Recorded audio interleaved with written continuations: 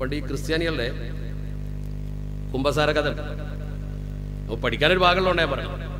അതിൽ അവരൊരു സംഭവം, രസകരമായ സംഭവം പറയുന്നുണ്ട്.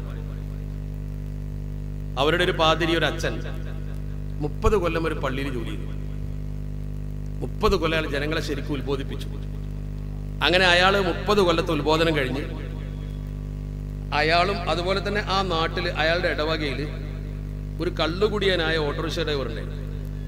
ഏത് നേരം കള്ളുകുടിക്കും, എപ്പോഴും കള്ളുകുടിയാണ്. അയാൾ ഓട്ടോറിക്ഷ ഓട്ടുകയാണെങ്കിൽ ഭയങ്കര സ്പീഡിൽ അവൻ ഓട്ടും. അവൻ അമിത വേഗതയിൽ ഓട്ടോറിക്ഷയിൽ ഓട്ടും, ആളുകളെ കുത്തി നിറച്ച് എല്ലാ നിയമവും ലംഘിച്ച് ഓട്ടും, കള്ളു കുടിക്കും ചെയ്യും. ക്രിസ്ത്യാനികളുടെ ഈ കഥയിൽ പറയുന്നുണ്ട്, ഇവർ രണ്ടാളും മരിച്ചുപോയി. അങ്ങനെ ദൈവം രണ്ടുപേരെയും വിചാരണ ചെയ്തു. രണ്ടുപേരെയും വിചാരണ ചെയ്തിട്ട് ഓട്ടോറിക്ഷ ഡ്രൈവറെ സ്വർഗത്തേക്കും പോകാൻ പറഞ്ഞു, അച്ഛനോട് നരകത്തേക്കും പോകാൻ പറഞ്ഞു. അപ്പൊ അച്ഛൻ ചോദിച്ചു, ഇത് എന്ത് നീതിയാണ്?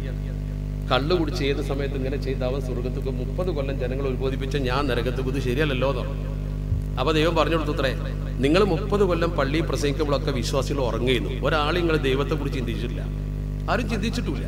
ഇവന്റെ ഓട്ടോറിക്ഷയിൽ ഒരാൾ കയറിയ ഇറങ്ങണ വരെ മൗനമായിട്ട് എന്നെ വിളിച്ച് പ്രാർത്ഥിക്കുന്നു. ഒരുപാട് ആൾക്കാരെ ദൈവത്തെ കുറിച്ച് ചിന്തിപ്പിച്ച ആളവൻ, ഇവൻ എങ്ങനെ ഞാൻ നരകത്തേക്ക് അയക്കാന്ന് ചോദിച്ചു.